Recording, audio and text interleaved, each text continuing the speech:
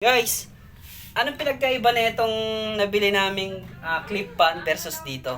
Ang kagandahan nito, ang advantage nito guys, ayan. Ayan o. Pwede siyang isabit. Ayan o. Basta, kasi may isabitan niya ng pako dyan eh. Basta may pako dyan, ayan, pwede niya nang gawing ceiling fan. Ayan. O, ayan o. Then, mayroon siyang 1 and 2 na palakasan. 1 and 2. Ito. 1 and 2. Ayan. Guys, wala nang paligoy-ligoy pa. Gusto ko lang sabihin na napakaganda na itong electric pa na ito. Kasi, bakit ko nasabi yon? Kasi nga, pwede mo siyang idikit dyan. Iniipit yan. Pwede mong iipit kahit saan mo. Kahit ilagay mo dyan sa taas ng bubong.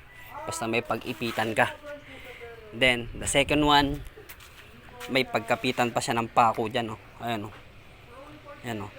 Pwede mong i-ano dyan kasi may lagayan ng pako yan eh. Ayan o, lagayan ng pako. Sunod na tanong, paano kaya kung wala akong mapag-ipitan? Paano kung kailangan lang is nakatayo lang siya? Kaya niya bang tumayo kahit wala siya na pag-iipitan? Kayang kaya. Ayan o. O, kayang kaya niyang tumayo sa sarili niyang mga paa.